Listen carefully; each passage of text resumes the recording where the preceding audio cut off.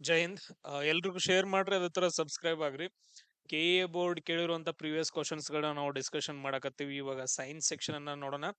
ನೋಡ್ರಿ, ಲಿಥೋಸ್ಪಿಯರ್ ಅಂದ್ರೆ ಏನು ಅಂತ ಕ್ವಶನ್ ಕೇಳಿದಾರೆ. ಲಿಥೋಸ್ಪಿಯರ್ ಅದು ಇವಾಗ ಆನ್ಸರ್ ಕೊಟ್ಟಿದ್ದಾರೆ, ಯಾವುದು ಅಲ್ಲ ಅಂತಂದು ಬರಂಗಿಲ್ಲ, ಇದನ್ನ ನಾವು ತೆಗೆದು ಹಾಕ್ತಿವಿ. ಅದಾದ ನಂತರ ನೆಕ್ಸ್ಟ್ ಭೂಮಿಯ ಹೊರಗಿನ ಮೇಲ್ಮೈ, ಭೂಮಿಯ ಹೊರಪದರ ಅಂತ ಕೊಟ್ಟಿದ್ದಾರೆ. ಇಲ್ಲಿ ಸಸ್ಯಗಳು ಮತ್ತು ಪ್ರಾಣಿಗಳು ಅಂತ ಆಪ್ಷನ್ ಕೊಟ್ಟಿದ್ದಾರೆ, ಅದನ್ನು ಕೂಡ ತೆಗೆದಾಕ್ತಿವಿ, ಯಾಕಂದ್ರೆ ಅದು ಬರಂಗಿಲ್ಲ. ಈ ಎರಡರಲ್ಲಿ ಏನಂತಂದ ಹೇಳಿದ್ರೆ ಯಾವುದೋ ಒಂದು ಆನ್ಸರ್ ಆಗುತ್ತೆ. ಈಗ ಲಿಥೋಸ್ಪಿಯರ್ ಅಂದ್ರೆ ಏನು? ಲಿಥೋಸ್ಪಿಯರ್ ಅಂತಂದ್ ಹೇಳಿದ್ರೆ ಭೂಮಿಯ ಮೇಲಿನ ಅತ್ಯಂತ ಗಟ್ಟಿಯಾದ ಪದರ ಅಂತಂದ್ ಹೇಳ್ತೀವಿ. ಭೂಮಿಯ ಮೇಲಿನ ಅತ್ಯಂತ ಗಟ್ಟಿಯಾದ ಪದರ. ಈಗ ನಾವು ಭೂಮಿಯನ್ನ ಕನ್ಸಿಡರ್ ಮಾಡಿದ್ವಿ ಅಂತಂದ್ ಹೇಳಿದ್ರೆ ಮೇಲಿನ ಪದರವನ್ನ ನಾವು ಕ್ರಸ್ಟ್ ಅಂತಂದ್ ಹೇಳ್ತೀವಿ. ಅದಾದ ನಂತರ ಮಿಡಲ್ ಇರೋದನ್ನ ನಾವು ಮ್ಯಾಂಟಲ್ ಅಂತಂದ್ ಹೇಳ್ತೀವಿ. ಅದಾದ ನಂತರ ಲಾಸ್ಟ್ ಒಂದಿರೋದನ್ನ ನಾವು ಕೇಂದ್ರ ಅಥವಾ ಕೋರ್ ಅಂತಂದ್ ಹೇಳ್ತೀವಿ. ಈ ತರ ಮೂರು ಭಾಗಗಳಾಗಿ ಡಿವೈಡ್ ಮಾಡ್ತೀವಿ. ಇಲ್ಲಿ ನೋಡಿ, ಸೊ ಈ ಇದ್ರೊಳಗಡೆ ಇದು ಮ್ಯಾಂಟಲ್ ಒಳಗಡೆ ಎಲ್ಲಿಂದ ಸ್ಟಾರ್ಟ್ ಆಗತ್ತ ನೋಡ್ರಿ. ಮ್ಯಾಂಟಲ್ ಏನಂತಂದ ಹೇಳಿದ್ರ ಇಲ್ಲಿಂದ ಸ್ಟಾರ್ಟ್ ಆಗತ್ತ, ಇಲ್ಲಿಂದ. ಇಲ್ಲಿ ಮೇಲ್ಗಡೆ ಐತಲ್ಲ, ಇದು ಓಸಿಯನ್ಸ್ ಆಗಿರ್ಬೋದು, ಇಲ್ಲಿ ಬೆಟ್ಟಗಳಾಗಿರ್ಬೋದು, ಇದನ್ನ ಎರಡನ್ನೂ ಸೇರಿಸಿ ನಾವ್ ಏನಂತ ಕರಿತೀವಿ ಅಂದ್ರ ಮೇಲ್ಗಡೆದ್ನ ನಾವು ಕ್ರಸ್ಟ್ ಅಂತಂದ್ ಹೇಳಿ ಕರಿತೀವಿ. ಕೆಳಗಡೆ ಇರೋದ್ನ ನಾವು ಮ್ಯಾಂಟಲ್ ಅಂತಂದ್ ಹೇಳಿ ಕರಿತೀವಿ. ಫುಲ್ ಕೆಳಗಡೆ ಇರೋದ್ನ ನಾವು ಏನಂತ ಕರಿತೀವಿ ಅಂದ್ರ ಕೋರ್ ಅಂತಂದ್ ಹೇಳಿ ಕರಿತೀವಿ. ಇಲ್ಲಿ ಮೇಲ್ಗಡೆ ಇರುವಂತ ಕ್ರಸ್ಟ್ ಪ್ಲಸ್ ಇಲ್ಲಿ ಮೇಲ್ಗಡೆ ಒಂದ್ ಲೇಯರ್ ಬರುತ್ತೆ ನೋಡ್ರಿ, ಇದು ಅಪ್ಪರ್ ಮ್ಯಾಂಟಲ್ ಅಂತಂದ್ ಹೇಳಿ ಕರಿತೀವಿ. ಮ್ಯಾಂಟಲ್ ಒಳಗಡೆನೆ ಏನ್ ಮಾಡ್ತೀವಿ ಅಂತಂದ್ರೆ ಎರಡ್ ಲೇಯರ್ ಮಾಡ್ತೀವಿ. ಮತ್ತೆ ಈ ತರ ಇದೊಂದ್ ಲೇಯರ್, ಆಮೇಲೆ ಇದೊಂದ್ ಲೇಯರ್, ಇದನ್ನ ನಾವು ಅಪ್ಪರ್ ಮ್ಯಾಂಟಲ್ ಅಂತಂದ್ ಹೇಳ್ತೀವಿ. ಸೊ ಕ್ರಸ್ಟ್ ಮತ್ತು ಅಪ್ಪರ್ ಮ್ಯಾಂಟಲ್ ನ ಎರಡೂ ಸೇರಿ ನಾವ್ ಏನಂತ ಕರಿತೀವಿ ಅಂದ್ರೆ ಲಿಥೋಸ್ಪಿಯರ್ ಅಂತಂದ್ ಹೇಳಿ ಕರಿತೀವಿ. ಸಿಂಪಲ್ ಆಗಿ ನೆನ್ಪಿಟ್ಕೊಳ್ರಿ. ಆಮೇಲೆ ನಾವು ಭೂಮಿಯನ್ನ ಕನ್ಸಿಡರ್ ಮಾಡಿದ್ವಿ ಅಂತಂದ ಹೇಳಿದ್ರೆ ಭೂಮಿ ಒಳಗಡೆ ಅತಿ ಹೆಚ್ಚು ಕಂಡು ಬರುವಂತಹ ಎಲಿಮೆಂಟ್ ಯಾವ್ದಂದ್ರ ಆಕ್ಸಿಜನ್ ಅಂತಂದ ಹೇಳ್ತೀವಿ. ಭೂಮಿಯ ಹೊರಗಡೆ ವಾತಾವರಣದಲ್ಲಿ ಯಾವ್ದು ಕಂಡು ಬರುತ್ತೆ? ನೈಟ್ರೋಜನ್ ಕಂಡು ಬರುತ್ತೆ. ಈ ಕ್ವಶನ್ಸ್ ಗಳನ್ನ ಕೇಳಿದಾರ. The lithosphere is the uppermost solid layer of the Earth. It includes the crust and part of the upper mantle. Next question ನೋಡ್ರಿ, ರಿಕ್ಟರ್ ಮಾಪನವನ್ನ ಈ ಕೆಳಗಿನ ಯಾವುದನ್ನ ಅಳೆಯಲು ಉಪಯೋಗ ಮಾಡ್ತಾರ ಅಂತಂದೇಳಿ. ಸೊ ನೆಕ್ಸ್ಟ್ ರಿಕ್ಟರ್ ಮಾಪಕವನ್ನ ಭೂಕಂಪನ ಅಳೆಯಲು ಮಾಡ್ತಾರ. ತುಂಬಾ ಇಂಪಾರ್ಟೆಂಟ್ ಭೂಕಂಪನ. ಸೊ ಭೂಕಂಪ ಏನಾಗತ್ತಲ್ಲ ಅದನ್ನ ಅಳಿಯೋಕೆ ರಿಕ್ಟರ್ ಮಾಪಕ. ಸೇಮ್ ಅದೇ ತರ ಗಾಳಿಯ ವೇಗವನ್ನ ಅಳತೆ ಮಾಡೋಕೆ ನಾವು ಏನ್ ಯೂಸ್ ಮಾಡ್ತೀವಿ? ಅನಿಮೋಮೀಟರ್ ಅಂತಂದ್ ಹೇಳ್ತೀವಿ. ಏನಂತಂದ್ ಹೇಳ್ತೀವಿ? ಅನಿಮೋಮೀಟರ್ ನ ಯೂಸ್ ಮಾಡ್ತೀವಿ. ಆಮೇಲೆ ಆಳವನ್ನ ಅಳತೆ ಮಾಡೋಕೆ ಪ್ಯಾರೋಮೀಟರ್. ನೆನ್ಪಿಟ್ಕೊಳ್ರಿ, ಪ್ಯಾರೋಮೀಟರ್ ಅಂತಂದ್ ಹೇಳ್ತೀವಿ, ಆಳವನ್ನ ಅಳತೆ ಮಾಡೋಕೆ. ಆಮೇಲೆ ಶಾಖ, ಹೀಟ್ ಅಂತಂದ್ ಹೇಳ್ತೀವಲ್ಲ, ಹೀಟ್ ಅಥವಾ ಟೆಂಪರೇಚರ್, ಇದನ್ನ ಅಳತೆ ಮಾಡೋಕೆ ನಾವ್ ಏನ್ ಯೂಸ್ ಮಾಡ್ತೀವಿ ಅಂದ್ರೆ ಥರ್ಮೋಮೀಟರ್ ಅಂತಂದ್ ಯೂಸ್ ಮಾಡ್ತೀವಿ. ಥರ್ಮೋಮೀಟರ್. ಅದ್ರ ಜೊತೆಗೆ ಇನ್ನೊಂದನ್ನ ಯೂಸ್ ಮಾಡ್ತೀವಿ, ಪೈರೋಮೀಟರ್ ಅಂತಂದ್ ಹೇಳಿ. ಪೈರೋಮೀಟರ್. ಈ ತರದ್ ಎರಡು ಡಿಫ್ರೆನ್ಸ್ ಏನ ಸರ್? ಥರ್ಮೋಮೀಟರ್ ನ ಒಂದ್ ಲೆವೆಲ್ ಯೂಸ್ ಮಾಡ್ತೀವ್ರಿ. ಪೈರೋಮೀಟರ್ ನ ಹೈ ಟೆಂಪರೇಚರ್ ನ ಅಳತೆ ಮಾಡಕ್ಕೆ. ಈಗ 1000 ಡಿಗ್ರಿ ಸೆಲ್ಸಿಯಸ್ ತಕ ಇರ್ತೈತಿ, ಅದನ್ನೆಲ್ಲ ಹೆಂಗ ಅಳತೆ ಮಾಡ್ತೀರಿ? ಅದನ್ನೆಲ್ಲ ಪೈರೋಮೀಟರ್ ಅಲ್ಲಿ ಅಳತೆ ಮಾಡ್ತೀರಿ. ಸೊ ಉಳಿದ ಕಡಿಮೆ ಇರುವಂತಹ ಹೀಟ್ ಅನ್ನ ನಾವು ಥರ್ಮೋಮೀಟರ್ ಅಲ್ಲಿ ಅಳತೆ ಮಾಡ್ತೀವಿ. ಈ ಥರ್ಮೋಮೀಟರ್ ಅಲ್ಲಿ ಒಂದು ಎಲಿಮೆಂಟ್ ಅನ್ನ ಬಳಸ್ತಾರ, ಅದನ್ನ ನಾವು HG ಅಂತಂದ್ ಕರಿತೀವಿ. ಪಾದರಸ, ಮರ್ಕ್ಯೂರಿ ಅಂತಂದ್ ಹೇಳ್ತೀವಿ. The Richter scale measures earthquake wave intensity. Waves propagate through the lithosphere. Each level increases amplitude tenfold. This scale quantifies seismic energy. Point clear? So next question ನೋಡ್ರಿ, ಸಮುದ್ರದಲ್ಲಿ ಭಾರತದ ಸಾರ್ವಭೌಮತೆಯ ಎಷ್ಟು ದೂರ ಇರುತ್ತದೆ ಅಂತಂದ್ ಹೇಳಿ. ಈಗ ನಾವು ಫಾರ್ ಎಕ್ಸಾಂಪಲ್ ಈಗ ನಮ್ಮ ಭಾರತ ದೇಶವನ್ನ ನಾವು ಕನ್ಸಿಡರ್ ಮಾಡಿದ್ವಿ ಅಂತಂದ್ ಹೇಳಿದ್ರೆ, ಅಥವಾ ಬೇರೆ ಯಾವ್ದಾದ್ರು ಒಂದು ದೇಶವನ್ನ ಕನ್ಸಿಡರ್ ಮಾಡ್ರಿ, ಅದ್ರ ಇದರಿಂದ ಈಗ ಭೂಮಿಯಿಂದ ಹಿಡ್ಕೊಂಡು ಎಷ್ಟು ದೂರದವರೆಗೂ ಅಂತಂದ್ ಹೇಳಿದ್ರೆ 12 ನಾಟಿಕಲ್ ಮೈಲ್ಸ್ ವರೆಗೂ. ಎಷ್ಟು ದೂರದವರೆಗೂ? 12 ನಾಟಿಕಲ್ ಮೈಲ್ಸ್ ಅಂದ್ರೆ ಆಲ್ಮೋಸ್ಟ್ ಏನಂದ್ರೆ 22 ಕಿಲೋಮೀಟರ್ ವರೆಗೂ. 12 ನಾಟಿಕಲ್ ಮೈಲ್ಸ್ ಅಂತಂದ್ರೆ 22 ಕಿಲೋಮೀಟರ್. ನಿಮ್ಗೆ ಒಂದ್ ಕ್ವಶನ್ ಏನಂತಂದ್ರೆ 1 ನಾಟಿಕಲ್ ಮೈಲ್ ಅಂತಂದ್ ಹೇಳಿದ್ರ ಎಷ್ಟು ಕಿಲೋಮೀಟರ್ ಅನ್ನೋದು ನಂಗೆ ಕಮೆಂಟ್ ಹಾಕ್ರಿ. So 22 kilometre. ಈಗ 12 ನಾಟಿಕಲ್ ಮೈಲ್ಸ್ ಅಷ್ಟೇನಂತಂದ್ ಹೇಳಿದ್ರೆ ಇದು ನಮ್ದು ಈಗ ಇಷ್ಟ ನೋಡ್ಕೊಳ್ರಿ, ಇಲ್ಲಿಂದ ಸ್ಟಾರ್ಟ್ ಆಗತ್ತ ನಮ್ದು ಇಷ್ಟು 12 ಕಿಲೋಮೀಟರ್ ಸರೌಂಡಿಂಗ್ ಅನ್ಕೊಳ್ರಿ. ಎಲ್ಲಾ ಕಡೆ 12 ಕಿಲೋಮೀಟರ್ ಐತೆ. ಈ 12 ಕಿಲೋಮೀಟರ್ ಅಂದ್ರೆ ಇದು ಭಾರತದ ಸಮುದ್ರ, ಭಾರತಕ್ಕೆ ಸಂಬಂಧಪಟ್ಟಿದ್ದು ಅಂತಂದ್ ಹೇಳ್ತೀವಿ. ಇದು ಔಟ್ ಸೈಡ್ ಬಂತಂತಂದ್ ಹೇಳಿದ್ರೆ ಅದನ್ನ ನಾವು ಇಂಟರ್ನ್ಯಾಷನಲ್ ವಾಟರ್ ಅಂತಂದ್ ಹೇಳ್ತೀವಿ. ಸೊ ಇಂಟರ್ನ್ಯಾಷನಲ್ ವಾಟರ್ ಬಾಡಿ ಅದು. ಅಲ್ಲಿ ಯಾರು ಏನು ಅರೆಸ್ಟ್ ಮಾಡಕ್ ಬರಂಗಿಲ್ಲ. ಈಗ ಪೊಲೀಸರಾಗ್ಲಿ, ಆಮೇಲೆ ನೆಕ್ಸ್ಟ್ ಮಿಲಿಟರಿ ಆಗ್ಲಿ, ಓನ್ಲಿ 12 ನಾಟಿಕಲ್ ಮೈಲ್ಸ್ ವರೆಗೂ ಅಷ್ಟೇ ಇರ್ತಾರೆ ಇಂಡಿಯಾ ಬಿಟ್ಟು. ಸೊ ಅದನ್ನ ಏನ್ ಹೇಳ್ತಾರ ಅಂತಂದ್ ಹೇಳಿದ್ರೆ ಅಂತಾರಾಷ್ಟ್ರೀಯ ಸಮುದ್ರ ಕಾನೂನು ಅಂತಂದ್ ಹೇಳ್ತೀವಿ. UNCLOS. United Nations convention on the law of C ಅಂತಂದ ಹೇಳಿ UNCLOS ಪ್ರಕಾರ 12 ನಾಟಿಕಲ್ ಮೈಲ್ಸ್ ಗಳಷ್ಟು ಯಾವುದೇ ದೇಶದ ಕರಾವಳಿ ಪ್ರದೇಶ ಇರುತ್ತಾ ಅದನ್ನ ನಾವು ಟೆರಿಟೋರಿಯಲ್ ಸಿ ಅಥವಾ ಪ್ರಾದೇಶಿಕ ಸಮುದ್ರ ಅಂತಂದ್ ಹೇಳ್ತೀವಿ. ಪ್ರಾದೇಶಿಕ ಸಮುದ್ರ ಅಥವಾ ಟೆರಿಟೋರಿಯಲ್ ಸಿ ಅಂತಂದ್ ಹೇಳ್ತೀವಿ. ಇಷ್ಟು ಪಾಯಿಂಟ್ಸ್ ಗಳನ್ನ ನೆನ್ಪಿಟ್ಕೊಳ್ರಿ, ಇದನ್ ಬಿಟ್ಟು ಜಾಸ್ತಿ ಏನ್ ಬೇಡ. ಅದಾದ ನಂತರ ನೀವು ಭಾರತ ದೇಶವನ್ನ ತಗೊಂಡ್ರೆ ನಿಮ್ಗೆ ಎಲ್ರಿಗೂ ಗೊತ್ತೈತಿ, ಈ ಕಡೆ ಸೈಡ್ ಬರುವಂತ ಸಮುದ್ರ ಯಾವ್ದಂತಂದ್ರೆ ಅರಬ್ಬಿ ಸಮುದ್ರ, ಈ ಕಡೆ ಬರುವಂತದ್ದು ಯಾವ್ದಂದ್ರೆ ಬಂಗಾಳ ಕೊಲ್ಲಿ ಅಂತಂದ್ ಹೇಳ್ತೀವಿ. ಕೆಳಗಡೆ ಏನಂದ್ರೆ ಹಿಂದೂ ಮಹಾಸಾಗರ ಐತೆ, ಅದು ಯಾವ ಶೇಪ್ ಅಲ್ಲಿ ಐತೆ, ಎಂ ಶೇಪ್ ಅಥವಾ ಯು ಶೇಪ್ ಅಲ್ಲಿ ಐತೆ ಅಂತಂದ್ ಹೇಳ್ತೀವಿ. ಈ ಕ್ವಶನ್ಸ್ ಗಳನ್ನ ಕೇಳ್ತಾರ. ನಿಮ್ಮ ಕ್ವಶನ್ ಏನಂತಂದ್ ಹೇಳಿದ್ರ ಪೆಸಿಫಿಕ್ ಮಹಾಸಾಗರ ಯಾವ ಶೇಪ್ ಅಲ್ಲಿ ಐತೆ ಅನ್ನೋದನ್ನ ನೀವು ಕಮೆಂಟ್ ನ ಹಾಕ್ರಿ ನಾವೀಗ. The territorial waters of India extend up to 12 nautical miles from the baseline. ನೋಡ್ರಿ, ಕೆಳಗಿನಗಳಲ್ಲಿ ಯಾವ ಬೆಳೆಯು ನೀರಿನ ನಿಲುವಿಕೆಯನ್ನ ಅಪೇಕ್ಷೆ ಮಾಡುತ್ತಂತ ಅಂದ್ರ ಈಗ ಅದನ್ನ ನಾವು ಬೆಳಿಬೇಕಂತಂದ ಹೇಳಿದ್ರೆ ಕಂಪಲ್ಸರಿ ನೀರ್ ಇರ್ಲೇಬೇಕು. ಸೊ ಲಾಸ್ಟ್ ಒಂದು ಆಪ್ಷನ್ ಐತೆ ಸಾಸಿವೆ ಅಂತಂದೇಳಿ, ಕಂಪಲ್ಸರಿ ನೀರ್ ಇರ್ಲೇಬೇಕಾಗತ್ತೆ. ನೀರ್ ಇಲ್ಲ ಅಂತಂದ ಹೇಳಿದ್ರೆ ಅದು ಬೆಳೆಯಂಗಿಲ್ಲ.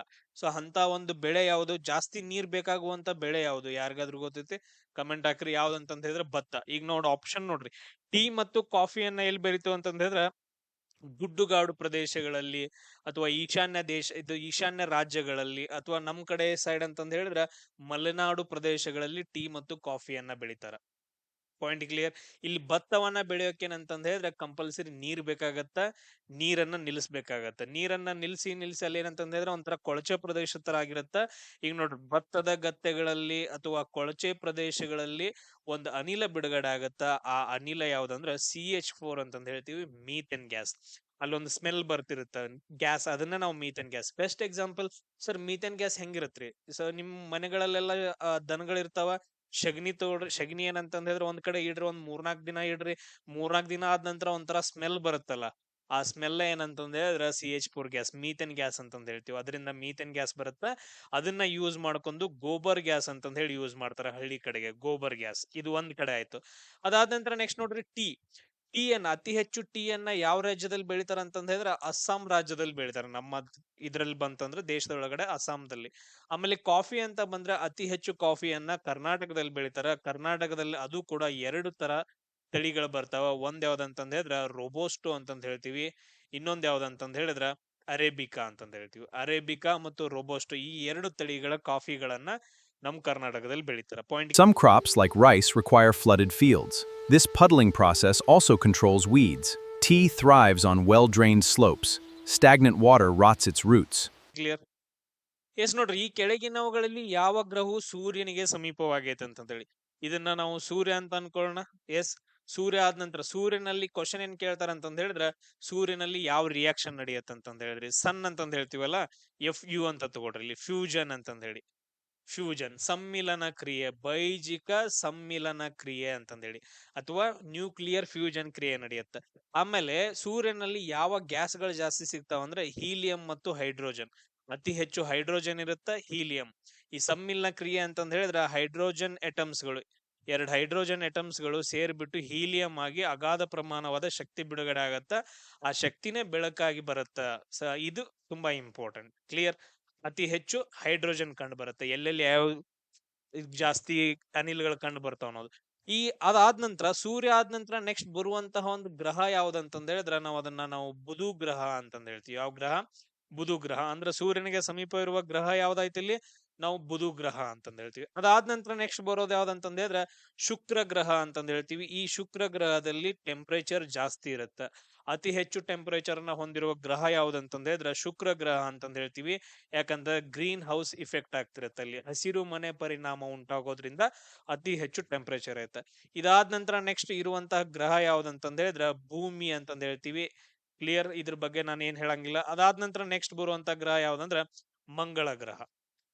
ನೆಕ್ಸ್ಟ್ ಯಾವ್ದಂತಂದ್ರೆ ಮಂಗಳ ಗ್ರಹ, ಇದರಲ್ಲಿ ಐರನ್ ಕಂಟೆಂಟ್ ಜಾಸ್ತಿ ಇರೋದ್ರಿಂದ ಅದ್ ನಮ್ಗೆ ಹೆಂಗ್ ಕಾಣಿಸುತ್ತೆ? ಕೆಂಪಾಗಿ ಕಾಣಿಸುತ್ತ.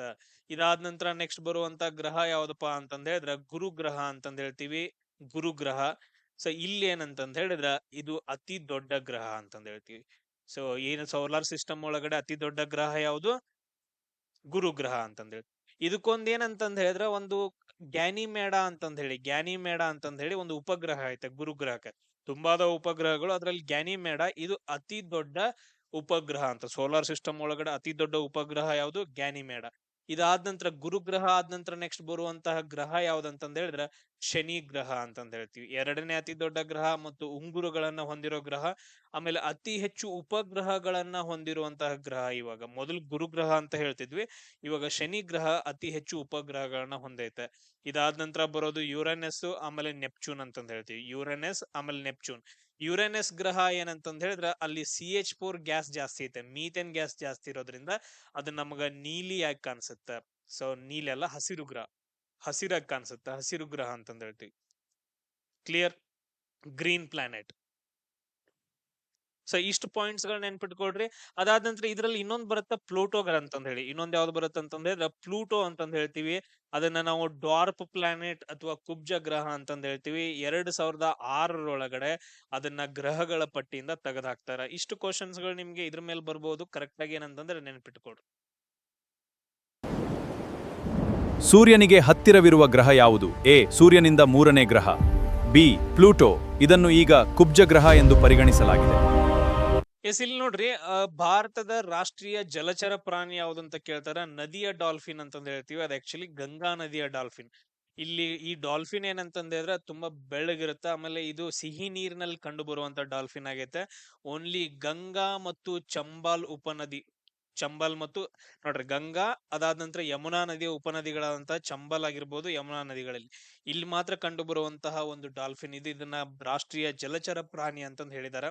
ಇದಾದ ನಂತರ ಕೆಲವೊಂದು ಪಾಯಿಂಟ್ಸ್ ಗಳನ್ನ ನೀವು ನೆನ್ಪಿಟ್ಕೋಬೇಕು. ಈಗ ನಮ್ ಗೌರ್ಮೆಂಟ್ ಏನ್ ಮಾಡೈತಂದ್ರ ಕೆಲವೊಂದು ಪ್ರಾಣಿಗಳನ್ನ ರಕ್ಷಣೆ ಮಾಡೋಕೆ ಪ್ರಾಜೆಕ್ಟ್ ಗಳನ್ನ ಲಾಂಚ್ ಮಾಡೈತೆ. ಈಗ ಫಾರ್ ಎಕ್ಸಾಂಪಲ್ ಪ್ರಾಜೆಕ್ಟ್ ಹಂಗುಲ್ ಅಂತಂದ್ ಹೇಳಿ ಬರುತ್ತೆ. ಪ್ರಾಜೆಕ್ಟ್ ಹಂಗುಲ್ ಅಂತಂದ್ ಹೇಳಿ ಬರುತ್ತೆ. ಇದನ್ನ 1970 ಲಾಂಚ್ ಮಾಡೈತೆ. ಇದು ಕಾಶ್ಮೀರಿ ಸ್ಟ್ಯಾಗ್ ಅಂದ್ರೆ ಕಾಶ್ಮೀರದೊಳಗಡೆ ಒಂಥರ ಮೇಕೆ ಜಾತಿಗೆ ಕಂಡು ಬರುವಂತದ್ದು ಕಾಶ್ಮೀರಿ ಸ್ಟ್ಯಾಗ್ ಅನ್ನ ಕಾಪಾಡೋಕೆ ಯೂಸ್ ಮಾಡಿದಾರೆ, ಪ್ರಾಜೆಕ್ಟ್ ಹಂಗುಲ್ ಅಂತಂದ್ ಹೇಳಿ.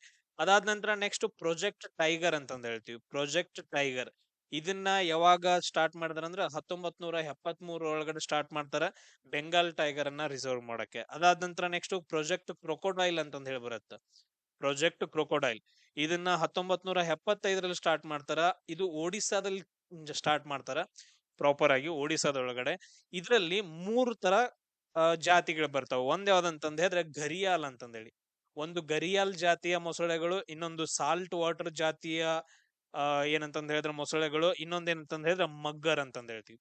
ಮಗ್ಗರ್ ಜಾತಿಯ ಕ್ರೊಕೊಡೈಲ್ಸ್ ಗಳನ್ನ, ಈ 3 ಜಾತಿಯ ಕ್ರೊಕೊಡೈಲ್ಸ್ ಗಳನ್ನ ಅಂದ್ರೆ ಯಾಕಂದ್ರ ನಮ್ ಇಂಡಿಯಾದಲ್ಲಿ ಮಾತ್ರ ಕಂಡು ಬರ್ತಾವ ಆ ಜಾತಿ, ಬೇರೆ ಕಡೆ ಎಲ್ಲೂ ಕಂಡು ಬರಂಗಿಲ್ಲ ಅದಕ್ಕೆ. ಅದಾದ ನಂತರ ಪ್ರಾಜೆಕ್ಟ್ ಗ್ಯಾಂಗೆಟಿಕ್ ಡಾಲ್ಫಿನ್ ಅಂತಂದ್ ಹೇಳಿ, ಈ ಡಾಲ್ಫಿನ್ ಗಳನ್ನ ಏನ್ ಮಾಡಕಂತಂದ್ ಹೇಳಿದ್ರ ಕಾಪಾಡೋಕೆ 1986 ಸ್ಟಾರ್ಟ್ ಮಾಡ್ತಾರ. ಅದಾದ ನಂತರ ಪ್ರಾಜೆಕ್ಟ್ ಎಲಿಫೆಂಟ್ ಅಂತಂದ್ ಹೇಳಿ ಬರುತ್ತೆ. ಪ್ರಾಜೆಕ್ಟ್ ಎಲಿಫೆಂಟ್, ಸೊ ಆನೆ ಪ್ರಾಜೆಕ್ಟ್ ಅಂತಂದ್ ಹೇಳಿ. ಇದನ್ನ ಏನಂತಂದ್ ಹೇಳಿದ್ರೆ 1992 ಸ್ಟಾರ್ಟ್ ಮಾಡ್ತಾರ, ಏಷ್ಯನ್ ಎಲಿಫೆಂಟ್ಸ್ ಗಳನ್ನ ಇದು ಮಾಡಕ್ಕೆ. ಆಮೇಲೆ ಪ್ರಾಜೆಕ್ಟ್ ಟರ್ಟಲ್ ಅಂತಂದ್ ಹೇಳಿ ಬರುತ್ತೆ. ಆಮೆಗಳನ್ನ ಕಾಪಾಡಕ್ಕೆ ಪ್ರಾಜೆಕ್ಟ್ ಟರ್ಟಲ್ ಅಂತಂದ್ ಹೇಳಿ ಬರುತ್ತೆ. 1999 ಇದನ್ನ ಸ್ಟಾರ್ಟ್ ಮಾಡ್ತಾರೆ, ಸೀ ಟರ್ಟಲ್ ಗಳನ್ನ ಕಾಪಾಡೋಕೆ. ಇಷ್ಟೇನಂತಂದ್ ಹೇಳಿದ್ರೆ ಕೆಲವೊಂದು ಇಂಪಾರ್ಟೆಂಟ್ ಪ್ರಾಜೆಕ್ಟ್ಸ್ ಗಳು. ಇನ್ನು ಯಾವ್ದಾದ್ರು ಇತ್ತಂತಂದ್ರೆ ಕಮೆಂಟ್ಸ್ ಗಳನ್ನ ಹಾಕಿ. ಭಾರತದ ರಾಷ್ಟ್ರೀಯ ಜಲಚರ ಪ್ರಾಣಿ ಗಂಗಾ ನದಿಯ ಡಾಲ್ಫಿನ್. ಇದು ಮುಖ್ಯವಾಗಿ ಗಂಗಾ ಮತ್ತು ಬ್ರಹ್ಮಪುತ್ರ ನದಿ ಡಾಲ್ಫಿನ್. ಭಾರತದ ನದಿ ಡಾಲ್ಫಿನ್ ರಾಷ್ಟ್ರೀಯ ಜಲಚರ ಪ್ರಾಣಿ. ಇಲ್ಲಿ ನೋಡ್ರಿ, ಸೋನಾಲಿಕಾ ಮತ್ತು ಕಲ್ಯಾಣ್ ಸೋನಾ ಅಂತಂದೇಳಿ ಇವು ಯಾವುಗಳ ತಳಿಗಳು ಅಂತ ಕ್ವಶನ್ ಕೇಳಿದಾರೆ. ಇಲ್ಲಿ ಯಾವ್ದ್ರ ತಳಿಗಳು ಅಂತಂದ ಹೇಳಿದ್ರೆ ಇದು ಗೋಧಿಯ ತಳಿಗಳು ಬರ್ತಾವ. ಈಗ ಕೆಲವೊಂದು ಪಾಯಿಂಟ್ಸ್ ಗಳನ್ನ ಬರೆಸ್ತೀನಿ ನೋಡ್ರಿ. ಗೋಧಿಯಲ್ಲಿ ಯಾವ ತಳಿಗಳು ಬರ್ತಾವ ಅಂತಂದ ಹೇಳಿದ್ರ ಸೋನಾಲಿಕಾ ಅಂತಂದ್ ಹೇಳಿ ಬರುತ್ತ. ಅದಾದ ನಂತರ ನೆಕ್ಸ್ಟ್ ನೋಡ್ರಿ, ಒಂದ್ ಈ ಕಡೆ ಬೇರೆ ಕಡೆನ ಬರ್ದ್ ಬಿಡೋಣ ಪ್ರಾಪರ್ ಆಗಿ. ಎಸ್, ಫಸ್ಟ್ ಒನ್ ಏನಂತಂದ ಹೇಳಿದ್ರೆ ಗೋಧಿಗೆ ಸಂಬಂಧಪಟ್ಟಿರೋದು ಗೋಧಿ. ಈ ಗೋಧಿಗೆ ಸಂಬಂಧ ಯಾವ ಪಟ್ಟಿರ್ತಾವ ಅಂತಂದ ಹೇಳಿದ್ರೆ ಸೋನಾಲಿಕಾ ಅಂತಂದ್ ಹೇಳಿ ಒಂದು ಬರ್ತೈತಿ.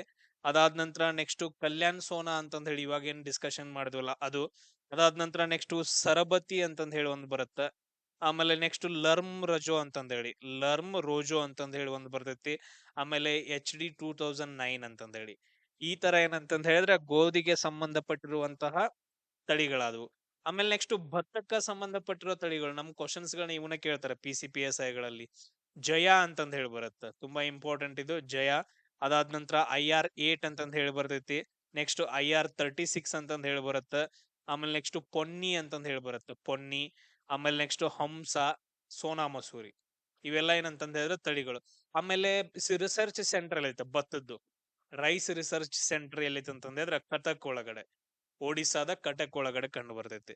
ಅದಾದ ನಂತರ ನೆಕ್ಸ್ಟ್ ನೋಡ್ರಿ ಜೋಳಕ್ ಸಂಬಂಧಪಟ್ಟಿರುವಂತ ತಳಿಗಳು ಯಾವ್ಯಾವ ಅಂತಂದ್ ಹೇಳಿದ್ರೆ CSH1 ಅಂತಂದ್ ಹೇಳಿ, ಆಮೇಲೆ CSH5 ಅಂತಂದ್ ಹೇಳಿ, CSH5, ಆಮೇಲೆ ಮಾಲುದಂಡಿ ಅಂತಂದ್ ಹೇಳಿ, ಮಾಲುದಂಡಿ. ಇವೇನಂತಂದ್ ಹೇಳಿದ್ರೆ ಜೋಳಕ್ಕೆ ಸಂಬಂಧಪಟ್ಟಿರುವಂತದ್ದು. ಅದಾದ ನಂತರ ರಾಗಿಗೆ ಸಂಬಂಧಪಟ್ಟಿರೋದು ಯಾವ್ದಂತಂದ್ ಹೇಳಿದ್ರೆ ಅನ್ನಪೂರ್ಣ ಅಂತಂದ್ ಹೇಳಿ ಬರುತ್ತೆ, ಅನ್ನಪೂರ್ಣ. ಅದಾದ ನಂತರ ಇಂದ್ರಾಪ್ ಅಂತಂದ್ ಹೇಳಿ ಬರ್ತೈತಿ.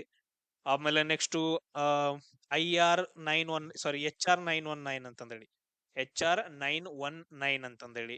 ಆಮೇಲೆ ನೆಕ್ಸ್ಟ್ ಹತ್ತಿಗೆ ಬರೋದು ಯಾವ್ಯಾವು, ವರಲಕ್ಷ್ಮಿ ಅಂತಂದ್ ಹೇಳಿ ಬರುತ್ತ, ಹೈಬ್ರಿಡ್ 4, DCH, ಇವನ್ನೆಲ್ಲ ಏನಂತಂದ್ ಹೇಳಿದ್ರ ನೋಡ್ರಿ. ಇನ್ನು ಕೆಲವೊಂದು ಬರ್ತಾವ ಇಂಪಾರ್ಟೆಂಟ್. ಈಗ ಜಸ್ಟ್ ನಾನು ಬೇಸಿಕ್ ಬರ್ಸಿದೀನಿ, ನೆಕ್ಸ್ಟ್ ಕ್ಲಾಸಲ್ಲಿ ನೋಡೋಣ ಮತ್ತೆ.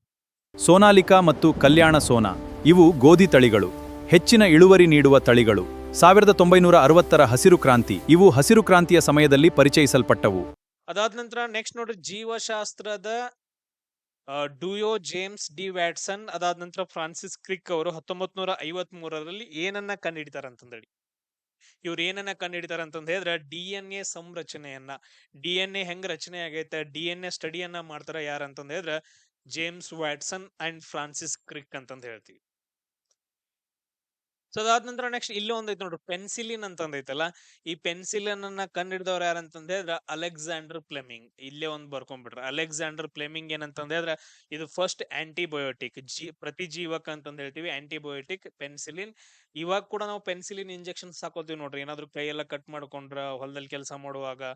ಸೊ ಆತರ ಏನಾದ್ರು ಆದ್ರೆ ಪೆನ್ಸಿಲಿನ್ ಇಂಜೆಕ್ಷನ್ ಹಾಕೊಂತೀವಿ, ನಂಜ ಇರಬಾರ್ದು ಅಂತಂದ್ ಹೇಳಿ. ಸೊ ದಟ್ಸ್ ಆಂಟಿಬಯೋಟಿಕ್ ಅಂತಂದ್ ಹೇಳ್ತೀವಿ. ವಾಟ್ಸನ್ ಮತ್ತು ಕ್ರಿಕ್ DNA ರಚನೆಯನ್ನ ಕಂಡುಹಿಡಿದರು. ಇವರು DNAಯ ದ್ವಿಸುರುಳಿ ರಚನೆಯನ್ನ ಪ್ರಸ್ತುತಪಡಿಸಿದರು. ನೆನ್ಪಿಟ್ಕೊಡ್ರಿ. ಅದಾದ ನಂತರ ನೆಕ್ಸ್ಟ್ ನೋಡ್ರಿ, ಆಪ್ಟಿಕಲ್ ಫೈಬರ್ ಅಂತಂದೈತೆ. ಇದು ಯಾವ ತತ್ವದ ಮೂಲಕ ಕೆಲಸ ಮಾಡುತ್ತೆ? ಆಪ್ಟಿಕಲ್ ಫೈಬರ್ ಒಳಗಡೆ ನಾವು ಇಂಟರ್ನೆಟ್ ಅನ್ನ ಪಾಸ್ ಮಾಡ್ತೀವಿ. ಇಂಟರ್ನೆಟ್ ಅನ್ನ ಏನಂತಂದ್ರೆ ಪಾಸ್ ಮಾಡ್ತಾರ ಒಂದು ಸಮುದ್ರ ಅಂದ್ರೆ ಬೇರೆ ದೇಶದಿಂದ ಬೇರೆ ದೇಶಕ್ಕೆಲ್ಲ ಆಪ್ಟಿಕಲ್ ಫೈಬರ್ ಗಳಲ್ಲಿ. ಈ ತರ ಆಪ್ಟಿಕಲ್ ಫೈಬರ್ ಒಳಗಡೆ ಏನಂತಂದ್ರೆ ಮಟೀರಿಯಲ್ಸ್ ಇರ್ತಾವ. ಈ ರೀತಿಯಾಗಿ ನಾವು ಎಲ್ಲಾದ್ರೂ ಈ ರೀತಿಯಾಗಿ ಬೆಳಕನ್ನ ಎಲ್ಲಾದ್ರೂ ಬಿಟ್ವಿ ಅಂತಂದ್ ಹೇಳಿದ್ರ ಅದು ಕಂಟಿನ್ಯೂಸ್ ಆಗಿ ಒಳಗಡೆ ಟೋಟಲ್ ಆಗಿ ರಿಫ್ಲೆಕ್ಷನ್ ಆಗತ್ತ. ಸೊ ಅದಕ್ಕೋಸ್ಕರ ಇದು ನಾವು ಟೋಟಲ್ ಇಂಟರ್ನಲ್ ರಿಫ್ಲೆಕ್ಷನ್ ಅಂತಂದ್ ಹೇಳ್ತೀವಿ. ಒಟ್ಟು ಆಂತರಿಕ ಪ್ರತಿಬಿಂಬದಿಂದ ಏನಂದ್ರೆ ಇದು ವರ್ಕ್ ಮಾಡುತ್ತೆ. ಸೊ ಇದೇನಂತಂದ್ರೆ ಆಪ್ಟಿಕಲ್ ಫೈಬರ್ ಅಂತಂದ್ ಹೇಳ್ತೀವಿ.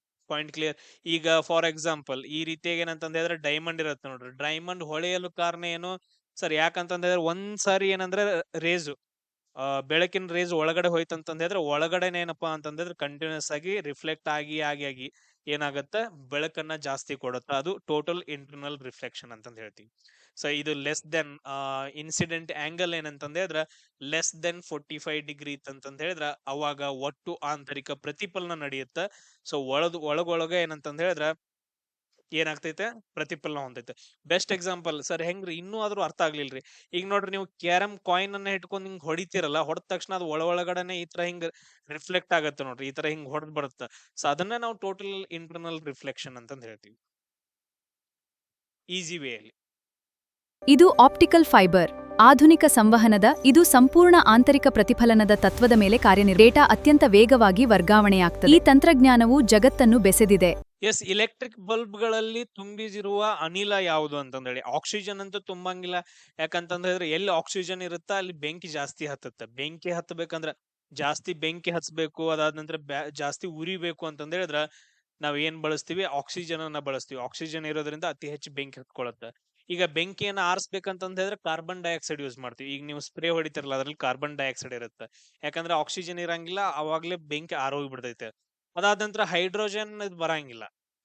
ಇಲ್ಲಿ ಕೊಟ್ಟಿರೋ ಆಪ್ಷನ್ಸ್ ಗಳಲ್ಲಿ ನಾವು ಎಲೆಕ್ಟ್ರಿಕ್ ಬಲ್ಬ್ ಗಳಲ್ಲಿ ನೈಟ್ರೋಜನ್ ಅನ್ನ ತುಂಬ್ತಾರ, ಇಲ್ಲ ಇನ್ನು ಒಂದೊಂದ್ಸರಿ ಆರ್ಗಾನ್ ಅನ್ನ ತುಂಬ್ತಾರ. ಆರ್ಗಾನ್ ಅಥವಾ ನೈಟ್ರೋಜನ್ ಈ ಎರಡು ಗ್ಯಾಸ್ ಗಳಲ್ಲಿ ಎಲೆಕ್ಟ್ರಿಕ್ ಬಲ್ಬ್ ಗಳಲ್ಲಿ ತುಂಬ್ತಾರ. ಯಾಕಂತಂದ ಹೇಳಿದ್ರೆ ಈಗ ನೋಡ್ರಿ, ಎಲೆಕ್ಟ್ರಿಕ್ ಬಲ್ಬ್ ಗಳನ್ನ ನೀವು ಕನ್ಸಿಡರ್ ಮಾಡಿದ್ರಿ ಅಂತಂದ ಹೇಳಿದ್ರೆ ಈ ತರ ಒಂದು ಟಂಗ್ಸ್ಟನ್ ಅಂತಂದ್ ಹೇಳಿ ಬಂದಿರತ್ ನೋಡ್ರಿ, ಟಂಗ್ಸ್ಟನ್ ಅಂತಂದ ಹೇಳಿ. ಈ ಟಂಗ್ಸ್ಟನ್ ಏನಂತಂದ ಹೇಳಿದ್ರೆ ಸುಡಬಾರ್ದಂಗ, ಟಂಗ್ಸ್ಟನ್ ಸುಟ್ಟ ಏನಂತಂದ್ರೆ ಕರಿಗ್ ಹೋಗ್ಬಾರ್ದಲ್ಲ, ಅದು ಬೆಳಕನ್ನ ಕೊಡ್ಬೇಕು. ಸೊ ಹೀಟ್ ಆಗಿ ಅದಕ್ಕೋಸ್ಕರ ಈ ಟಂಗ್ಸ್ಟನ್ ಸುಡಬಾರ್ದು, ಸುಟ್ಟೋಗ್ಬಾರ್ದು, ಕರಗಬಾರ್ದು ಅಂತಂದೇಳಿ ಈ ನೈಟ್ರೋಜನ್ ಅಥವಾ ಆರ್ಗಾನ್ ಗ್ಯಾಸ್ ಗಳನ್ನ ಬಳಸ್ತೀವಿ. ಈ ಪಾಯಿಂಟ್ ಅನ್ನ ಪ್ರಾಪರ್ ಆಗಿ ನೆನ್ಪಿಟ್ಕೊಳ್ಳಿ. ವಿದ್ಯುತ್ ಬಲ್ಬ್ನಲ್ಲಿರುವ ಅನಿಲ ಆರ್ಗಾನ್ ಮತ್ತು ಸಾರಜನಕ. ಇದು ನಿಷ್ಕ್ರಿಯ ಅನಿಲ. ಟಂಗ್ಸ್ಟನ್ ಫಿಲಾಮೆಂಟ್ ಬೇಗ ಸುಡದಂತೆ ತಡೆಯುತ್ತದೆ. ಇದಾದ ನಂತರ ನೆಕ್ಸ್ಟ್ ಕ್ವಶನ್ ಅನ್ನ ನೋಡ್ರಿ. ಕ್ಲೋರೋಫಿಲ್ ನ ಮಧ್ಯದ ಭಾಗದಲ್ಲಿರೋದು ಏನು? ಸೊ ಕ್ಲೋರೋಫಿಲ್ ಒಳಗಡೆ ಏನ್ ಕಂಡು ಬರುತ್ತೆ? ಈಗ ನೋಡ್ರಿ, ಕ್ಯಾಲ್ಸಿಯಂ ಅಂತಂದೈತೆ ಎಲ್ಲಾ ನಮ್ಮ ಮೂಳೆಗಳಲ್ಲಿ, ಅದಾದ ನಂತರ ಹಲ್ಲಿನಲ್ಲಿ, ಆಮೇಲೆ ಹಾಲು ಎಲ್ಲೆಲ್ಲಿ ಬೆಳ್ಳಗಿರ್ತೈತಿಲ್ಲ ಅಲ್ಲೆಲ್ಲ ಕ್ಯಾಲ್ಸಿಯಂ ಕಂಡು ಬರುತ್ತೆ. Point clear. Next phosphorus. ಈ ಪಾಸ್ಪರಸ್ ನ ನಾವ್ ಎಲ್ಲಿ ಯೂಸ್ ಮಾಡ್ತೀವಿ ಅಂತಂದ ಹೇಳಿದ್ರೆ, ಪಾಸ್ಪರಸ್ ಅಲ್ಲಿ ಆ ಇನ್ನೊಂದು ಬರುತ್ತೆ, ರೆಡ್ ಪಾಸ್ಪರಸ್ ಅಂತಂದೇಳಿ. ಸಾರಿ, ಎಸ್, ರೆಡ್ ಪಾಸ್ಪರಸ್. ಅದನ್ನ ನಾವು ಬೆಂಕಿ ಪೊಟ್ಟಣಕ್ಕೆ ಯೂಸ್ ಮಾಡ್ತೀವಿ, ಬೆಂಕಿ. ಆಮೇಲೆ ಇನ್ನೊಂದು ಬರುತ್ತೆ ವೈಟ್ ಪಾಸ್ಪರಸ್. ಅದನ್ನೆಲ್ಲ ಏನಂತಂದ್ ಹೇಳಿದ್ರೆ, ಪ್ರಾಪರ್ ಆಗಿ ಪಾಸ್ಪರಸ್ ನ ನಾವು ರಸಗೊಬ್ಬರಗಳ ತಯಾರಿಕೆಗೆ ಯೂಸ್ ಮಾಡ್ತೀವಿ. ಇಷ್ಟು ಜನರಲ್ ಆಗಿ ನೆನ್ಪಿಟ್ಕೊಡ್ರಿ. ನೆಕ್ಸ್ಟ್ ಕಾಪರ್ ತಂತಿ ನಿಮ್ಗೆ ಗೊತ್ತೈತೆ. ಸೊ ಕಾಪರ್ ಅದನ್ನ ನಾವು ಫ್ಯೂಸ್ ಗಳಲ್ಲೆಲ್ಲ ಬಳಸ್ತಾರ. ನೆಕ್ಸ್ಟ್ ಮ್ಯಾಗ್ನೇಷಿಯಂ ಅನ್ನೋದು ನೋಡ್ರಿ, ಕ್ಲೋರೋಫಿಲ್ ಒಳಗಡೆ ಕಂಡು ಬರುವಂತಹ ಒಂದು ಎಲಿಮೆಂಟ್ ಯಾವ್ದಂತಂದ್ ಹೇಳಿದ್ರೆ ಮ್ಯಾಗ್ನೇಷಿಯಂ. ಸೇಮ್ ಅದೇ ತರ ಹಿಮೋಗ್ಲೋಬಿನ್ ಒಳಗಡೆ ಕಂಡು ಬರುವಂತಹ ಒಂದು ಎಲಿಮೆಂಟ್ ಯಾವುದು? ಐರನ್ ಅಂತಂದ್ ಹೇಳ್ತೀವಿ. ಸೇಮ್ ಅದೇ ತರ. ಈಗ ನೋಡ್ರಿ, ಕ್ಲೋರೋಫಿಲ್ ಬಾಳ ಅಂದ್ರೆ ಬಾಳ ಇಂಪಾರ್ಟೆಂಟ್. ಈ ತರ ಎಲೆ ಇರುತ್ತೆ, ಎಲೆ ಒಳಗಡೆ ಏನಂದ್ರೆ ಕ್ಲೋರೋಪ್ಲಾಸ್ಟ್ ಇರುತ್ತ. ಈ ಕ್ಲೋರೋಪ್ಲಾಸ್ಟ್ ಒಳಗಡೆ ಏನಂತಂದ್ರೆ ಅದ್ರ ಆಹಾರವನ್ನ ತಯಾರು ಮಾಡುವಂತಹ ಒಂದು ಅಡಿಗೆ ಮನೆ ಇರುತ್ತೆ, ಕ್ಲೋರೋಫಿಲ್ ಅಂತಂದ್ ಹೇಳ್ತೀವಿ. ಕ್ಲೋರೋಪ್ಲಾಸ್ಟ್, ಕ್ಲೋರೋಫಿಲ್ ಎಲ್ಲ ಒಂದೇ ನೆನ್ಪಿಟ್ಕೊಡ್ರಿ. ಇದ್ರ ಒಳಗಡೆ ಏನಂತಂದ್ರೆ ಅದ್ರ ಮ್ಯಾಗ್ನೇಸಿಯಂ ಇರುತ್ತೆ. ಸೂರ್ಯನ ಕಿರಣಗಳಿಂದ ಈ ಎಲೆ ಏನ್ ಮಾಡತ್ತೆ ಅಂತಂದ್ ಹೇಳಿದ್ರೆ, ಎಲೆಯಲ್ಲಿರೋ ಕ್ಲೋರೋಪ್ಲಾಸ್ಟ್ ತನ್ನ ಆಹಾರವನ್ನ ತಾವೇ ತಯಾರು ಮಾಡ್ಕೊಳ್ತಾವ. ಇದನ್ನ ನಾವು ಫೋಟೋಸಿಂಥೆಸಿಸ್ ಅಥವಾ ದ್ಯುತಿ ಸಂಶ್ಲೇಷಣ ಕ್ರಿಯೆ ಅಂತಂದ್ ಹೇಳ್ತೀವಿ. ಎಲೆಗಳ ಹಸಿರು ಬಣ್ಣಕ್ಕೆ ಕ್ಲೋರೋಫಿಲ್ ಕಾರಣ. ಮೆಗ್ನೀಷಿಯಂ ಇದರ ಕೇಂದ್ರ ಭಾಗವಾಗಿದೆ. ಇದು ದ್ಯುತಿ ಸಂಶ್ಲೇಷಣೆಗೆ ಬೆಳಕನ್ನು ಹೀರಿಕೊಳ್ಳುತ್ತದೆ. ಎಸ್, ಅದಾದ ನಂತರ ನೆಕ್ಸ್ಟ್ ಕ್ವಶನ್ ನೋಡ್ರಿ. ವಾಷಿಂಗ್ ಸೋಡಾ ಇದು ಯಾವುದರ ಸಾಮಾನ್ಯ ಹೆಸರು? Washing soda. ಈಗ ನೋಡ್ರಿ, ನಾವು ಎರಡು ಬರ್ತಾವ ಇಲ್ಲಿ. ಒಂದು ಸೋಡಿಯಂ ಕಾರ್ಬೋನೇಟ್, ಇನ್ನೊಂದು ಸೋಡಿಯಂ ಬೈಕಾರ್ಬೋನೇಟ್ ಅಂತಂದೇಳಿ. ಇಲ್ಲಿ ಬೈ ಅಂತಂದೈತಲ್ಲ, ಈ ಸೋಡಿಯಂ ಬೈಕಾರ್ಬೋನೇಟ್ ಅಂತಂದ್ ಹೇಳಿದ್ರೆ ಅಡುಗೆ ಸೋಡಾ ಅಂತಂದ್ ಹೇಳಿ ನೆನ್ಪಿಟ್ಕೊಡ್ರಿ. ಯಾಕಂತಂದ್ ಹೇಳಿದ್ರೆ ನಾವು ಬಾಯಿಯಿಂದ ತಿಂತೀವಿ. ಬಾಯಿ ಅಂತಂದ್ ಹೇಳಿ ನೆನ್ಪಿಟ್ಕೊಡ್ರಿ. ಬಾಯಿಯಿಂದ ತಿನ್ನೋದೇನು ಅಡುಗೆ ಸೋಡಾ. ಸೋಡಿಯಂ ಬೈಕಾರ್ಬೋನೇಟ್ ಅಂತಂದ್ ಹೇಳಿದ್ರೆ ಅಡುಗೆ ಸೋಡಾ ಅಂತಂದ್ ಹೇಳ್ತೀವಿ. ಸೋಡಿಯಂ ಕಾರ್ಬೋನೇಟ್ ಕೈಯಿಂದ ಅಷ್ಟ ಬರುತ್ತಲ್ಲ, ಕೈಯಿಂದ ತೊಳಿತೀವಲ್ಲ, ಅದನ್ನ ನಾವು ವಾಷಿಂಗ್ ಸೋಡಾ ಅಂತಂದ್ ಹೇಳಿ ನೆನ್ಪಿಟ್ಕೊಡ್ರಿ. ಸೋಡಿಯಂ ಕಾರ್ಬೋನೇಟ್ ಅಂತಂದ್ ಹೇಳಿದ್ರೆ ವಾಷಿಂಗ್ ಸೋಡಾ ಅಂತಂದ್ ಹೇಳಿ. ಸೊ ಈ ತರ ನೆನ್ಪಿಟ್ಕೋಬೇಕು ಈಸಿಯಾಗಿ. ಸೋಡಿಯಂ ಕಾರ್ಬೋನೇಟ್ ಬಟ್ಟೆ ಒಗೆಯಲು ಬಳಸುವ ಸೋಡಾ. ಸೋಡಿಯಂ ಬೈಕಾರ್ಬೋನೇಟ್ ಅಡುಗೆಗೆ ಬಳಸುವ ಸೋಡಾ ಆಗಿದೆ. ಅದಾದ ನಂತರ ನೆಕ್ಸ್ಟ್ ಕ್ವಶನ್ ನೋಡ್ರಿ. ಪೆನ್ಸಿಲ್ ನಲ್ಲಿ ಉಪಯೋಗಿಸುವಂತಹ ವಸ್ತು ಯಾವುದು ಅಂತಂದೇಳಿ. ಪೆನ್ಸಿಲ್ ಒಳಗಡೆ ಯಾವ್ದನ್ನ ಉಪಯೋಗಿಸ್ತಾರ ಅಂತಂದ್ರೆ ಗ್ರಾಫೈಟ್ ಉಪಯೋಗಿಸ್ತಾರೆ. ಕಾರ್ಬನ್ ಇನ್ನೊಂದು ಬಹುರೂಪ ಏನಂತಂದ್ರೆ ಗ್ರಾಫೈಟ್ ಅಂತಂದ್ ಹೇಳ್ತೀವಿ. ಅದನ್ನ ಪೆನ್ಸಿಲ್ ಒಳಗಡೆ ಯೂಸ್ ಮಾಡ್ತಾರೆ. ಈ ಗ್ರಾಫೈಟ್ ಅನ್ನೋದೇನಂದ್ರೆ ಒಂದು ಅಲೋಹ. ಗ್ರಾಫೈಟ್ ಅನ್ನೋದೇನಂತಂದ್ರೆ ಅಲೋಹ. ಎಲ್ಲಾ ಅಲೋಹಗಳು ವಿದ್ಯುತ್ತನ್ನ ಮತ್ತು ಹೀಟ್ ಅನ್ನ ಟ್ರಾನ್ಸ್ಫರ್ ಮಾಡಂಗಿಲ್ಲ. ವಿದ್ಯುತ್ತನ್ನ ಮತ್ತು ಹೀಟ್ ಅನ್ನ ಏನಂತಂದ್ರೆ ಟ್ರಾನ್ಸ್ಫರ್ ಮಾಡಂಗಿಲ್ಲ. ಬಟ್ ಅದ್ರ ಗ್ರಾಫೈಟ್ ಅನ್ನೋದು ಒಂದೇ ಒಂದು ಅಲೋಹ ವಿದ್ಯುತ್ ಅನ್ನು ಟ್ರಾನ್ಸ್ಫರ್ ಮಾಡುತ್ತಾ, ಹೀಟ್ ಅನ್ನು ಟ್ರಾನ್ಸ್ಫರ್ ಮಾಡುತ್ತೆ ಒಂದು ತುದಿಯಿಂದ ಇನ್ನೊಂದು ತುದಿಗೆ. ಸೊ ಅದಕ್ಕೆ ಹೇಳ್ತಾರೆ, ಸೊ ಅಲೋಹವಾಗಿದ್ದರೂ ಕೂಡ ವಿದ್ಯುತ್ ಅನ್ನ ಟ್ರಾನ್ಸ್ಫರ್ ಮಾಡುವಂತಹ ವಸ್ತು ಯಾವುದು ಅಂತ ಕೇಳಿದ್ರೆ ಕ್ವಶನ್ ಗ್ರಾಫೈಟ್ ಅಂತಂದ್ ಹೇಳ್ಬೇಕು.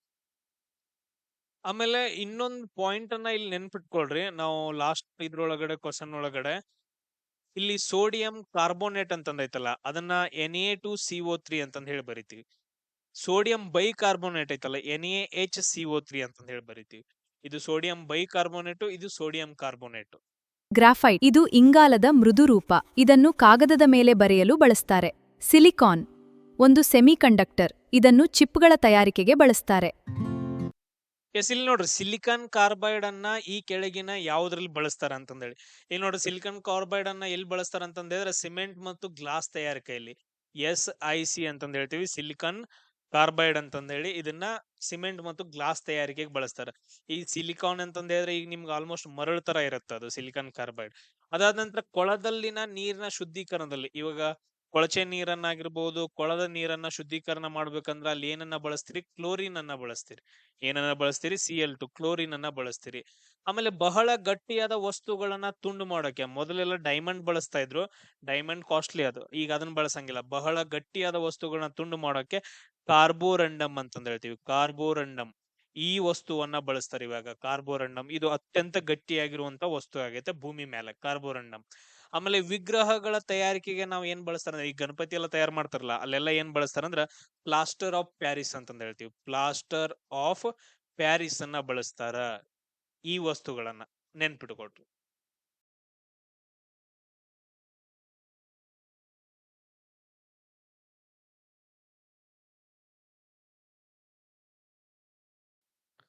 ಎಸ್, ಬಲೂನ್ಗಳಲ್ಲಿ ಯಾವ ಗ್ಯಾಸ್ ಅನ್ನ ಬಳಸ್ತಾರ ಅಂತ ಕ್ವಶನ್ ಅನ್ನ ಕೇಳಿದಾರೆ. ಈಗ ನೋಡ್ರಿ, ಈಗ ಭೂಮಿ ಇದಾದ್ರ ಬಲೂನ್ಗಳು ಹಾರಾಡ್ಬೇಕಂತಂದ್ ಹೇಳಿದ್ರ ಅತ್ಯಂತ ಹಗುರವಾದಂತಹ ಅನಿಲವನ್ನ ಬಳಸಬೇಕು. ಅತ್ಯಂತ ಹಗುರವಾದ ಅನಿಲ ಯಾವುದು?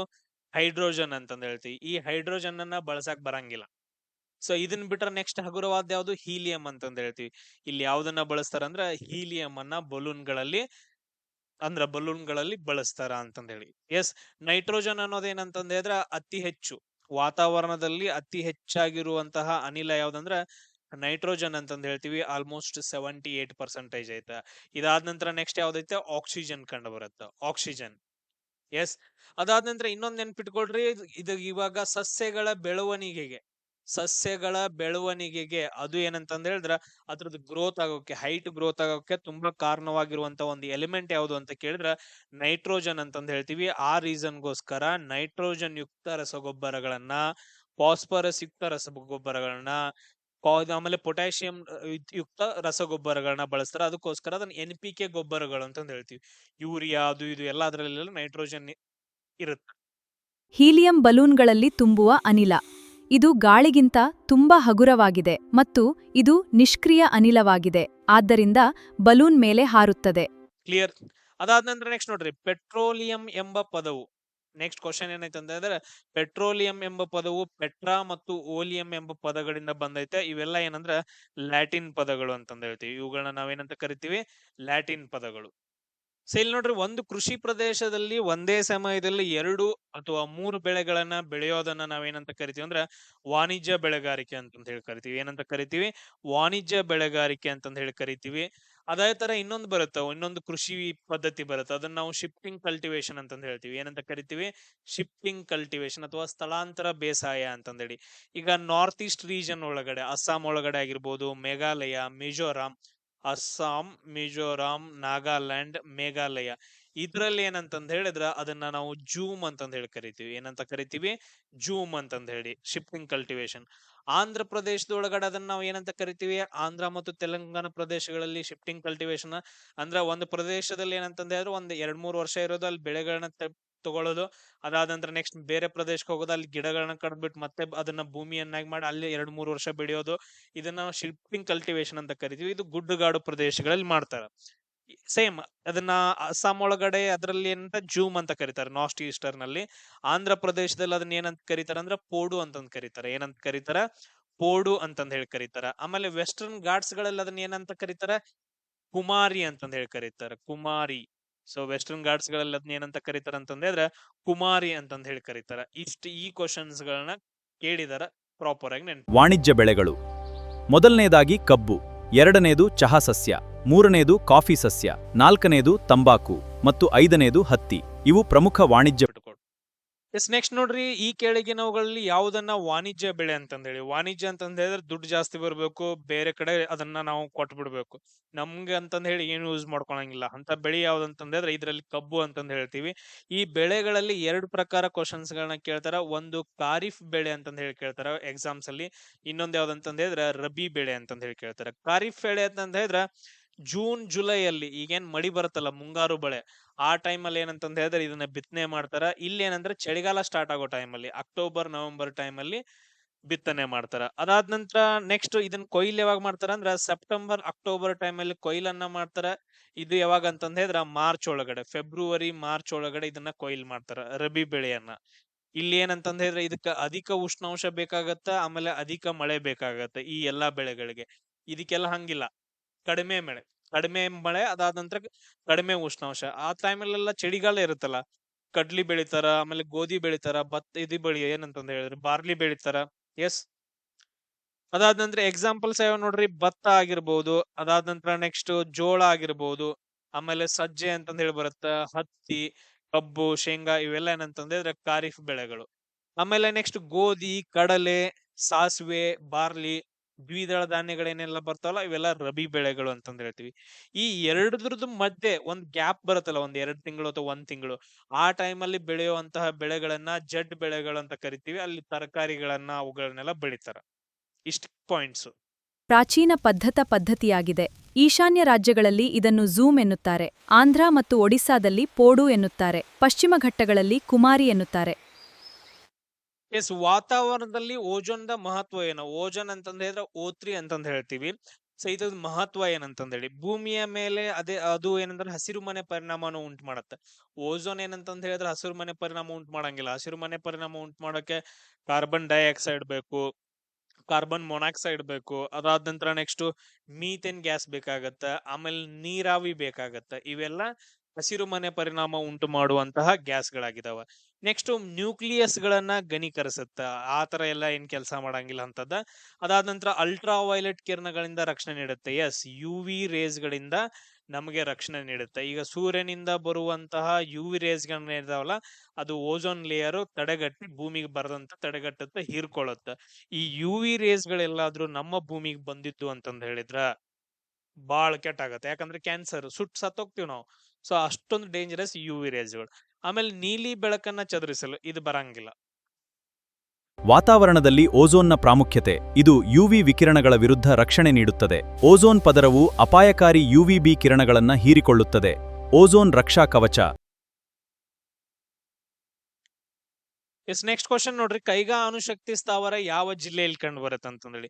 ಸೊ ಉತ್ತರ ಕನ್ನಡ ಜಿಲ್ಲೆ ಒಳಗಡೆ ಕಾಳಿ ನದಿ ಸಮೀಪ ಬರುತ್ತ. ಸೊ ಕೈಗಾ ಅಣುಸ್ಥಾವರ ಅಂತಂದ್ ಹೇಳ್ತೀವಿ. ನಮ್ ಕರ್ನಾಟಕದಲ್ಲಿ ಇರುವಂತಹ ಸೊ ಏಕೈಕ ನ್ಯೂಕ್ಲಿಯರ್ ಪವರ್ ಪ್ಲಾಂಟ್ ಅಂತಂದ್ ಹೇಳ್ತೀವಿ. ಈ ನ್ಯೂಕ್ಲಿಯರ್ ಪವರ್ ಪ್ಲಾಂಟ್ ಗಳಲ್ಲಿ ಇಂಧನವಾಗಿ ಯಾವ ಮೆಟಲ್ ಅನ್ನ ಬಳಸ್ತಾರ ಅಂದ್ರ, ಸೊ ಎಲಿಮೆಂಟ್ ಅನ್ನ ಯುರೇನಿಯಂ ಅನ್ನ ಬಳಸ್ತಾರ. ಯುರೇನಿಯಂ ಈಗ ಥೋರಿಯಂ ಅನ್ನು ಕೂಡ ಬಳಸ್ಬೇಕಂತಂದ್ ಹೇಳಿ ಟೆಕ್ನಾಲಜಿಯನ್ನ ರೆಡಿ ಮಾಡ್ತಾ ಇದ್ದಾರೆ.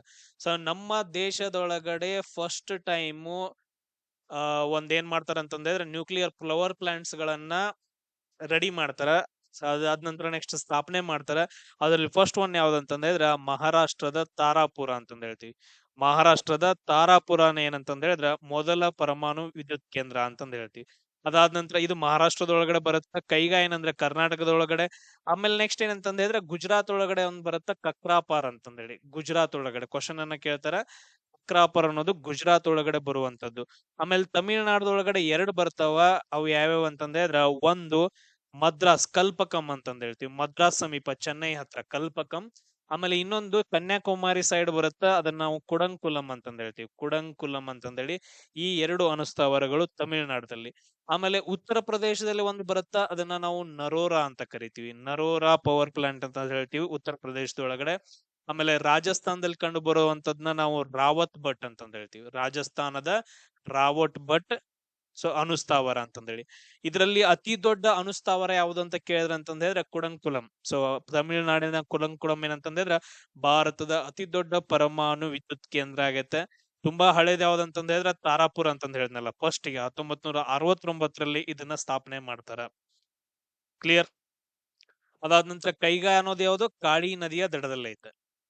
ಭಾರತದ ಪ್ರಮುಖ Tarapur Maharashtra, Kaiga Karnataka, ಕಕ್ರಪಾರ್ Gujarat, Kudankulam Tamil Nadu, ಕಲ್ಪಾಕಂ Tamil Nadu, Narora Uttar Pradesh, Rawatbhata Rajasthan. Yes, next question ನೋಡ್ರಿ, ಗಾಳಿಯ ವೇಗವನ್ನ ಅಳತೆ ಮಾಡೋಕೆ ಏನನ್ನ ಬಳಸ್ತಾರ? ಅನಿಮೋಮೀಟರ್ ಅನ್ನ ಬಳಸ್ತಾರ. ನಾವು ಆಗ್ಲೇ ಡಿಸ್ಕಷನ್ ಮಾಡಿದೀವಿ.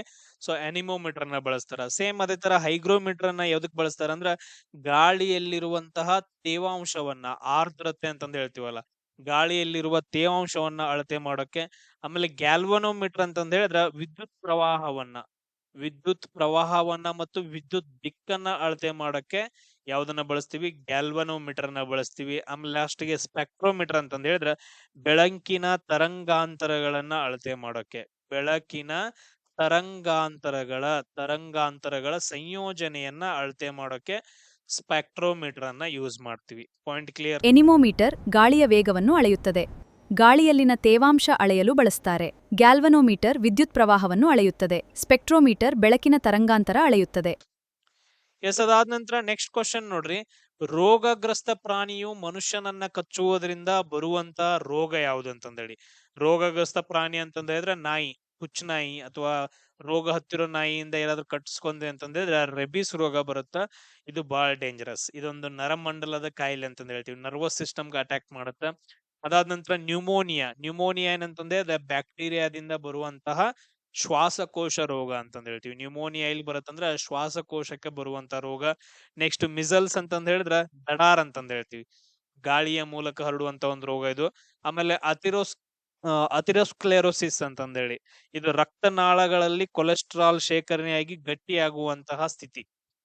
ರಕ್ತನಾಳಗಳಲ್ಲಿ ಕೊಲೆಸ್ಟ್ರಾಲ್ ಗಟ್ಟಿಯಾಗುವಂತಹ ಒಂದು ಸ್ಥಿತಿಯನ್ನ ನಾವು ಅಥೆರೋಸ್ಕ್ಲೆರೋಸಿಸ್ ಅಂತಂದ್ ಹೇಳಿ ಕರಿತೀವಿ. ಎಸ್. ರೇಬೀಸ್. ಇದು ರೇಬೀಸ್ ವೈರಸ್ನಿಂದ ಬರುವ ಮಾರಣಾಂತಿಕ ಕಾಯಿಲೆ. ನೆಕ್ಸ್ಟ್ ಕ್ವಶನ್ ನೋಡ್ರಿ, ಜೀವಕೋಶದಲ್ಲಿ ಪ್ರೋಟೀನ್ ಸಂಯೋಜನೆ ನಡೆಯೋದು ಎಲ್ಲಿ ಅಂತಂದೇಳಿ. ಅಂದ್ರೆ ಪ್ರೋಟೀನ್ ಕಾರ್ಖಾನೆ ಅಂತಂದ್ ಹೇಳಿ ಯಾವ್ದನ್ನ ಕರಿತೀವಿ? ರೈಬೋಸೋಮ್ ಅನ್ನ ಕರಿತೀವಿ. ಈಗ ನಮ್ದು ಈ ತರ ಜೀವಕೋಶ ಬಂತಂತಂದ್ ಹೇಳಿದ್ರ ಈ ತರ ತಗೊಳ್ರಿ, ನಡುವೆ ಏನಂತಂದ್ರೆ ನ್ಯೂಕ್ಲಿಯಸ್ ಇರುತ್ತೆ. ಈ ನ್ಯೂಕ್ಲಿಯಸ್ ಒಳಗಡೆ DNA ಇರುತ್ತೆ. DNA ನ್ಯೂಕ್ಲಿಯಸ್ ಒಳಗಡೆ ಕಂಡು ಬರುತ್ತೆ. ಪ್ರತಿಯೊಂದು ಸೆಲ್ ಒಳಗಡೆ ನ್ಯೂಕ್ಲಿಯಸ್ ಅಲ್ಲಿ DNA ಕಂಡು ಬರುತ್ತೆ. ಅದ್ರ ಸುತ್ತಮುತ್ತ ಅದರ ಜೀವಕೋಶದ ರಸ ಎಲ್ಲ ಕಂಡು ಬರುತ್ತೆ. ಆಮೇಲೆ ಸೈಡ್ ಗೆಲ್ಲ ಎಂಡೋಪ್ಲಾಸ್ಮಿಕ್ ರೆಟಿಕ್ಯುಲಮ್ ಕಂಡು ಬರುತ್ತೆ. ಆಮೇಲೆ ಮೇಲ್ಗಡೆ ಗಾಲ್ಗಿ ಸಂಕೀರ್ಣ ಇವೆಲ್ಲ ಕಂಡು ಬರ್ತಾವ. ಓಕೆ, ಈಗ ನಮಗ್ ಮೇನ್ ಇಂಪಾರ್ಟೆಂಟ್ ಏನು, ಒಂದು ಮೈಟೋಕಾಂಡ್ರಿಯಾ ಅಂತಂದ್ ಹೇಳ್ತೀವಿ. ಮೈಟೋಕಾಂಡ್ರಿಯಾ ನಾವು ಉಸಿರಾಟ ಮಾಡಿದಾಗ ಆಕ್ಸಿಜನ್ ಬರುತ್ತಲ್ಲ ಅದನ್ನ, ಆಮೇಲೆ ನೆಕ್ಸ್ಟ್ ನಾವು ಊಟ ಮಾಡಿದ ನಂತರ ಗ್ಲುಕೋಸ್ ಆಹಾರದ ಕಣಗಳೇನಿದಾವಲ್ಲ ಆಹಾರದ ಕಣಗಳನ್ನ ರಕ್ತದ ಮೂಲಕ ಎಲ್ಲಿ ಬರ್ತಾವ? ಸೆಲ್ಗೆ ಬರುತ್ತೆ. ಅದು ಈ ಆಹಾರದ ಕಣಗಳು ಎಲ್ಲಿ ಸ್ಟೋರ್ ಆಗುತ್ತವ? ಅದೆಲ್ಲ ಅಂತಂದ್ ಹೇಳಿದ್ರೆ ಸಣ್ಣ ಕರುಳಿನಲ್ಲಿ ವಿಲ್ಲೈ ಅನ್ನೋ ಒಂದು ಸ್ಟ್ರಕ್ಚರ್ ಬರುತ್ತಲ್ಲ, ಬೆರಳುಗಳ ಸ್ಟ್ರಕ್ಚರ್, ಅದೇನ್ ಮಾಡತ್ತಂದ್ರ ಆಹಾರದ ಕಣಗಳನ್ನ ಹೀರ್ಕೊಂಡು ರಕ್ತದಲ್ಲಿ ಮಿಕ್ಸ್ ಮಾಡತ್ತ. ಆ ಆಹಾರದ ಕಣಗಳು ಎಲ್ಲಿ ಬರ್ತಾವ? ಮೈಟೋಕಾಂಡ್ರಿಯಾಕ್ ಬರುತ್ತೆ. ಶ್ವಾಸಕೋಶಗಳಿಂದ ತಗೊಂಡಂತ ಆಕ್ಸಿಜನ್ ಮೈಟೋಕಾಂಡ್ರಿಯಾಕ್ ಬರುತ್ತೆ. ಇವೆರಡೂ ಬಂದು ಇಲ್ಲಿ ಏನ್ ಮಾಡ್ತಾವ ಅಂತಂದ್ ಹೇಳಿದ್ರೆ ಗ್ಲೂಕೋಸು, ಅದೇ ಆಹಾರದ ಕಣಗಳು, ಗ್ಲೂಕೋಸು ಪ್ಲಸ್ ಆಕ್ಸಿಜನ್ ಎರಡೂ ಮಿಕ್ಸ್ ಆಗಿ ಅಗಾಧ ಪ್ರಮಾಣವಾದ ಶಕ್ತಿ, ಅದ್ರ ಜೊತೆಗೆ ಕಾರ್ಬನ್ ಡೈಆಕ್ಸೈಡ್ ಬಿಡುಗಡೆ ಆಗುತ್ತೆ. ಇದನ್ನ ನಾವು ಮೈಟೋಕಾಂಡ್ರಿಯಾದಲ್ಲಿ ಎನರ್ಜಿ ಕ್ರಿಯೇಷನ್ ಅಂತಂದ್ ಹೇಳ್ತೀವಿ. ಅದಕ್ಕೋಸ್ಕರ ಮೈಟೋಕಾಂಡ್ರಿಯಾವನ್ನ ನಾವು power house of the cell ಅಂತಂದ್ ಕರಿತೀವಿ. ಆಮೇಲೆ ಇದನ್ನೆಲ್ಲಾ ಕೆಲಸ ಮಾಡ್ಬೇಕಂತಂದ್ ಹೇಳಿದ್ರೆ ಪ್ರೋಟೀನ್ಸ್ ಗಳು ಬೇಕಾಗ್ತಾವಲ್ಲ, ಎನರ್ಜಿ ಬೇಕಲ್ಲ ಪ್ರೋಟೀನ್ಗಳು. ಸೊ ಅದಕ್ಕೋಸ್ಕರ ಇಲ್ಲಿ ಒಂದು ಸ್ಟ್ರಕ್ಚರ್ ಬರುತ್ತಾ ರೈಬೋಸೋಮ್ ಅಂತಂದ್ ಹೇಳಿ, ಅದು ಪ್ರೋಟೀನ್ ಗಳನ್ನ ತಯಾರು ಮಾಡಿ ಸೆಲ್ ಅಲ್ಲಿರುವಂತಹ ಎಲ್ಲಾ ಭಾಗಗಳಿಗೆ ಟ್ರಾನ್ಸ್ಪೋರ್ಟ್ ಮಾಡುತ್ತೆ. ರೈಬೋಸೋಮ್ ಅಂತಂದ್ ಹೇಳ್ತೀವಿ. ಆಮೇಲೆ ಸೆಲ್ ಒಳಗಡೆ ಏನಾದ್ರೂ ವೈರಾಣುಗಳು ಅಥವಾ ಬ್ಯಾಕ್ಟೀರಿಯಾಗಳು ಏನಾದ್ರೂ ಬಂದ್ ಅಟ್ಯಾಕ್ ಆಯ್ತು ಅಂತಂದ್ರೆ, ಯಾವ್ದಾದ್ರು ಬಂತಂದ್ರೆ ಅದನ್ನ ಸರೌಂಡ್ ಮಾಡ್ಬಿಟ್ಟು ನುಂಗಿಬಿಟ್ಟು ತನ್ನಿಂದ ತಾನ ಸಾಯುತ್ತೆ. ಅದನ್ನ ನಾವು ಆತ್ಮಹತ್ಯಾ ಸಂಚಿ ಅಂತಂದ್ ಹೇಳಿ ಕರಿತೀವಿ, ಲೈಸೋಸೋಮ್ ಅಂತಂದ್ ಹೇಳಿ. ಅದನ್ನ ಏನಂತ ಕರಿತೀವಿ? ಲೈಸೋಸೋಮ್ ಅಂತ ಕರಿತೀವಿ, ಆತ್ಮಹತ್ಯಾ ಸಂಚಿ ಅಂತಂದ್ ಹೇಳಿ. ಸೊ ಇಷ್ಟು ಪಾಯಿಂಟ್ಸ್ ಗಳು ಇದ್ರಲ್ಲಿ ಕ್ಲಿಯರ್ ಆಗಿ ನೆನ್ಪಿಟ್ಕೋಬೇಕು. ರೈಬೋಸೋಮ್ಗಳಲ್ಲಿ ಪ್ರೋಟೀನ್ ತಯಾರಿ ನಡೆಯುತ್ತದೆ. ಇಲ್ಲಿ RNA ಬಳಸಿ ಪ್ರೋಟೀನ್ ಉತ್ಪಾದನೆಯಾಗುತ್ತದೆ. ಮೈಟೋಕಾಂಡ್ರಿಯಾವನ್ನು ಜೀವಕೋಶದ ಶಕ್ತಿ ಕೇಂದ್ರ ಎನ್ನುತ್ತಾರೆ. ಇಲ್ಲಿ ಜೀವಕೋಶಕವಾದ ATP ಉತ್ಪಾದನೆಯಾಗುತ್ತದೆ. ನೆಕ್ಸ್ಟ್, ಮಸಿ ಹೀರುವ ಕಾಗದದಲ್ಲಿ ಮಸಿಯನ್ನ ಹೀರುವ ಕ್ರಿಯೆಯು ಯಾವುದನ್ನ ಅವಲಂಬಿಸೈತೆ ಅಂತಂದ್ ಹೇಳಿ. ಇದನ್ನ ನಾವು ಕ್ಯಾಪಿಲರಿ ಆಕ್ಷನ್ ಅಂತಂದ್ ಕರಿತೀವಿ. Capillary action. ಈಗ ಫಾರ್ ಎಕ್ಸಾಂಪಲ್ ಏನ್ ಮಾಡ್ರಿ ಅಂತಂದ್ ಹೇಳಿದ್ರೆ, ಒಂದು ಗ್ಲಾಸ್ ತಗೊಳ್ರಿ, ಒಂದು ಗ್ಲಾಸ್ ಪೈಪ್ ಅನ್ನ ತಗೊಂಡು ನೀರೊಳಗ ಮುನಿಸಿಟ್ರಿ ಅಂತಂದ್ರೆ ನೀರ್ ಇಲ್ಲಿವರೆಗೂ ಬಂದಿರುತ್ತ. ಸೊ ಗ್ಲಾಸದ ನೀರ್ ಇಲ್ಲಿ ಇಷ್ಟ ಇರುತ್ತ, ಬಟ್ ಆದ್ರೆ ಇಲ್ಲಿ ಮೇಲ್ಗಡೆ ನೀರ್ ಏರ್ ಬಂದಿರುತ್ತ. ಸೊ ಇಂತ ಒಂದು ಆಕ್ಷನ್ ಎದುರಿಗೋಸ್ಕರ ಅಂತಂದೇಳಿ, ಅದ್ ಎದಕ್ ಅಂತಂದ್ ಹೇಳಿದ್ರ ಪ್ರೆಷರ್ ಡಿಫರೆನ್ಸ್ ಆಗಿ, ಸೊ ಅದು ಕ್ಯಾಪಿಲರಿ ಆಕ್ಷನ್ ಅಂತಂದ್ ಹೇಳ್ತೀವಿ. ಕಾಗದದ ಸಣ್ಣ ರಂಧ್ರಗಳ ಮೂಲಕ ದ್ರವ ಎಲ್ಲ ಹೀರ್ಕೊಂಡ್ಬಿಡ್ತೈತೆ, ಅಥವಾ ಗ್ಲಾಸ್ ಒಳಗಡೆ ಈ ಪೈಪ್ ಒಳಗಡೆ ನೀರ್ ಮೇಲಕ್ ಬರುತ್ತೆ. ಇದೆಲ್ಲ ಕ್ಯಾಪಿಲರಿ ಆಕ್ಷನ್ಗೆ ಸಂಬಂಧಪಟ್ಟಿರುವಂತಹ ಒಂದು ಆಪ್ಷನ್ ಆಗುತ್ತೆ. ಲೋಮನಾಳದ ಕ್ರಿಯೆ ಲೋಮನಾಳದ ಹೀರಿಕೆಯ ಕ್ರಿಯೆ ಅಂತಂದ್ ಹೇಳ್ತೀವಿ. ಕೇಶಿಕಾ ಆಕರ್ಷಣೆ ಎಂದರೆ ಏನು? ಇದು ದ್ರವದ ಮೇಲ್ಮುಖ ಚಲನೆ. ಸಸ್ಯಗಳು ಬೇರುಗಳಿಂದ ನೀರನ್ನ ಹೀರುತ್ತಾವೆ. ದೀಪದ ಬತ್ತಿಯಲ್ಲಿ ಎಣ್ಣೆ ಹರಿಯುತ್ತದೆ. ಇದು ಕೇಶಿಕಾ ತತ್ವದ ಅನ್ವಯಗಳು. ಅದಾದ ನಂತರ ನೆಕ್ಸ್ಟ್ ನೋಡ್ರಿ, ಕಾಮನ ಬಿಲ್ಲು ಉಂಟಾಗಲು ಕಾರಣ ಏನು? ಕಾಮನ ಬಿಲ್ಲು ಉಂಟಾಗಲು ಕಾರಣ ಏನಂತಂದ ಹೇಳಿದ್ರೆ, ಒಂದು ಪ್ರತಿಫಲನ ಇಂಪಾರ್ಟೆಂಟ್, ರಿಫ್ಲೆಕ್ಷನ್ ಅಂತಂದ್ ಹೇಳ್ತೀವಿ, ರಿಫ್ಲೆಕ್ಷನ್. ಇನ್ನೊಂದ್ ಏನಂತಂದ ಹೇಳಿದ್ರೆ ವಕ್ರೀಭವನ ಇಂಪಾರ್ಟೆಂಟ್, ವಕ್ರೀಭವನ, ರಿಫ್ರಾಕ್ಷನ್ ಅಂತಂದ್ ಹೇಳ್ತೀವಿ. ಅದಾದ ನಂತರ ನೆಕ್ಸ್ಟ್ ಇನ್ನೊಂದ್ ಬರುತ್ತೆ ಡಿಫ್ಯೂಷನ್ ಅಂತಂದ್ ಹೇಳಿ, ಡಿಫ್ಯೂಷನ್, ಡಿಸ್ಪರ್ಷನ್ ಅಂತಂದ್ ಹೇಳಿ, ಡಿಸ್ಪರ್ಷನ್ ಅದು ಅಂದ್ರೆ ಪ್ರಸರಣ ಅಂತಂದ್ ಹೇಳಿ. ಬಿಳಿಯ ಬೆಳಕು ಏನಂತಂದ್ರೆ 7 ಬಣ್ಣಗಳಾಗಿ ಕನ್ವರ್ಟ್ ಆಗೋದು. ಸೊ ಈ ಎಲ್ಲಾ ಮೂರುನು ಆಗ್ತಾವ ಅಂದ್ರೆ ಮೇಲಿನ ಎಲ್ಲವೂ ಅಂತಂದ್ ಹೇಳ್ತೀವಿ. ಪ್ರತಿಫಲನ, ವಕ್ರೀಭವನ, ಅದಾದ ನಂತರ ಪ್ರಸರಣ ಅಂತಂದೇಳಿ 3 ಕ್ರಿಯೆಗಳು, ಹರಡುವಿಕೆ ಅಥವಾ ಪ್ರಸರಣ ಅಂತಂದ್ ಹೇಳ್ತೀವಿ. 3 ಕ್ರಿಯೆಗಳು ತುಂಬಾ ಇಂಪಾರ್ಟೆಂಟ್. ಮಳೆಯ ಹನಿಗಳು ಸಣ್ಣ ಪ್ರಿಸ್ಮ್ಗಳತ್ತವೆ. ಗಾಳಿಯಿಂದ ಪ್ರವೇಶಿಸುವಾಗ ಬಾಗುತ್ತದೆ. ಬೆಳಕು ಹನಿಯ ಒಳಭಾಗಕ್ಕೆ ಬಡಿದು ವಾಪಸ್ಸಾಗ್ತದೆ. ಬಿಳಿ ಬೆಳಕು 7 ಬಣ್ಣಗಳಾಗಿ ಒಡೆಯುತ್ತೆ. ಹೀಗೆ ಕಾಮನಬಿಲ್ಲು ಉಂಟಾಗ್ತದೆ. ಅದಾದ ನಂತರ ನೆಕ್ಸ್ಟ್ ನೋಡ್ರಿ, ಸೂರ್ಯನ ಕಿರಣಗಳು ಸೂರ್ಯನಿಂದ ಭೂಮಿಯನ್ನ ತಲುಪಲು ಎಷ್ಟು ಟೈಮ್ ತಗೋತಾವ ಅಂತಂದೇಳಿ. ಎಷ್ಟು ಟೈಮ್ ಅನ್ನ ತಗೋತಾವ ಅಂತಂದ್ರೆ 8 ನಿಮಿಷ 20 ಸೆಕೆಂಡ್. ಮೊದಲೆಲ್ಲ 18 ಕೊಡ್ತಾ ಇದ್ರು. ಸೊ ಈ 2 ಆಪ್ಷನ್ಸ್ ಗಳಲ್ಲಿ ಯಾವ್ದಾದ್ರು ಬಂದ್ರೆ 8 ನಿಮಿಷ 18 ಸೆಕೆಂಡ್ ಅಥವಾ 8 ನಿಮಿಷ 20 ಸೆಕೆಂಡ್ಗಳಲ್ಲಿ ಸೂರ್ಯನಲ್ಲಿ ತಯಾರಾಗಿರುವಂತಹ ಶಾಖ ಬೆಳಕಿನ ಶಕ್ತಿಯ ಕನ್ವರ್ಟ್ ಆಗಿ ನಮ್ಮ ಭೂಮಿಯನ್ನ ತಲುಪುತ್ತೆ. 8 ನಿಮಿಷ 20 ಸೆಕೆಂಡ್ ಬೇಕು ತಲುಪಕ್. ಇದೇನಂತಂದ್ ಹೇಳಿದ್ರೆ ತುಂಬಾ ಇಂಪಾರ್ಟೆಂಟ್ ಆಗಿರೋ ಸೈನ್ಸ್ ಕ್ವಶನ್ಸ್ಗಳು. ನಾನು ಪ್ರೀವಿಯಸ್ ಕೇಳಿರೋ ಕ್ವಶನ್ಸ್ಗಳನ್ನೆಲ್ಲ ಡಿಸ್ಕಷನ್ ಮಾಡಿದೀನಿ. ಎಲ್ರಿಗೂ ಶೇರ್ ಮಾಡ್ರಿ. ನೆಕ್ಸ್ಟ್ ಕ್ಲಾಸಲ್ಲಿ ನೆಕ್ಸ್ಟ್ ಪಾರ್ಟ್ ಅಲ್ಲಿ ಮತ್ತೆ ಬರೋಣ. ಜೈ ಹಿಂದ್. ಸೂರ್ಯನ ಕಿರಣಗಳು ಭೂಮಿಯನ್ನು ತಲುಪಲು ಬೆಳಕಿನ ವೇಗವು ಸೆಕೆಂಡಿಗೆ ಸುಮಾರು 3 ಲಕ್ಷ ಕಿಲೋಮೀಟರ್ ಆಗಿದೆ. ಆದ್ದರಿಂದ ಬೆಳಕು ಭೂಮಿಯಂತಲೂ ಸುಮಾರು 8 ನಿಮಿಷ ಬೇಕಾಗ್ತದೆ. ನಿಖರವಾಗಿ ಹೇಳಬೇಕೆಂದ್ರೆ 8 ನಿಮಿಷ 20 ಸೆಕೆಂಡುಗಳು.